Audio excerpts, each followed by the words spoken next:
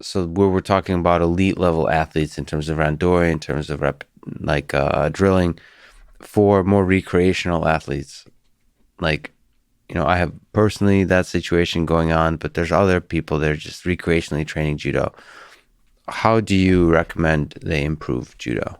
Like, if I wanted to compete a bunch and do reasonable with a particular set of throws, say the split Seonagi. So how do you do the randori? Do you use a crash pad to get in reps? What do you recommend? So I guess there's two recreational people that we're talking about. One is somebody who wants to learn judo and become good at judo, but doesn't necessarily want to compete, but just wants to get better. And I think that there's not enough emphasis in this country on just that, on paying attention to that type of student. Everybody pushes them to competition, but in reality, there's a huge audience of people out there that would love to learn judo and be very proficient at judo and have the skills to go execute if they ever needed it. Mm-hmm. And there's a class and there should be a program for that athlete. And that athlete does not need to do randori. Mm-hmm. Like, the sport of judo is physical enough when you're picking somebody up all the time and moving their body weight around the mat all the time, where you can get very physically strong, very physically fit. Technically, you'll be better than somebody that does randori more than you, because if you learn good technique and you learn the movement and you learn the feel and you learn the timing, you'll actually be a better athlete than the person that just focuses on randori, who does ugly technique and wins with force. Mm-hmm. So, we have a recreational class at our school where they don't do any randori. They have an option afterwards if they want to stay for 15 minutes or stay for 30 minutes where they can participate in randori. But most of the adult students choose not to, because they're already so tired from the other, So hour it's a good class. workout. Right. They're already dripping sweat. They're already like, if you work hard and drill hard, it's an intense workout. You're exhausted.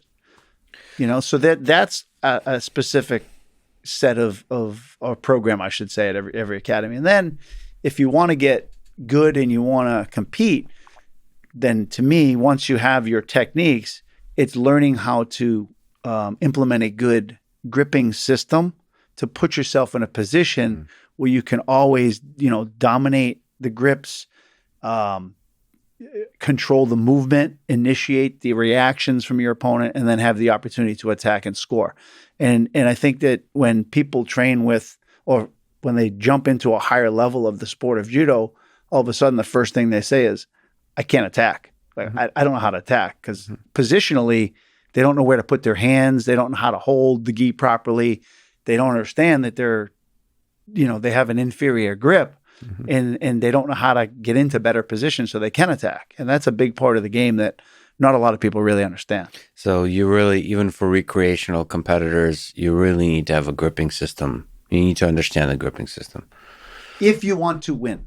Yeah. I mean, if the goal is to go and compete, that's a different story. You're going, I don't have fun getting beat up or losing in competitions. I enjoy the I don't even know if it's the winning or the losing. I think this is because I competed a lot in both judo and jiu-jitsu. And in judo, it feels like, because I didn't have a gripping system, it feels like you're not even playing judo against the good black belts. They're not even trying, because they get a certain kind of grip and you just can't do anything. Right. And I don't have a good answer for that. I don't even know what I'm looking for. And so it's not even fun. It's not like even losing.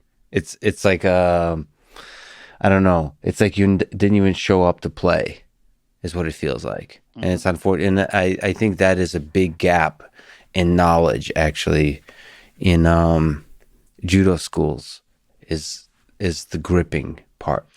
When you first go out to do judo, right? The first thing you have to do is you have to grab your opponent, right? And a lot of times I hear coaches say, get a grip. Just take a grip. Well, sometimes if you take a grip, you're in a worse position than not having a grip at all. And that's what a lot of people don't understand. Like, if you hold the gi in the wrong way, your opponent can attack you, but you can't attack him. So why would you ever do that grip if it's only to your detriment? Mm-hmm. Right? So and the way you grip does set up what attacks you can do as well. So that is a huge part. And I'm not saying that you have to be 100% disciplined and always out-grip your opponent and only be able to do throws when you have a superior grip. I'm just saying that to be able to put the grips together with the throws and understand the movements is going to make you that much ahead of the game.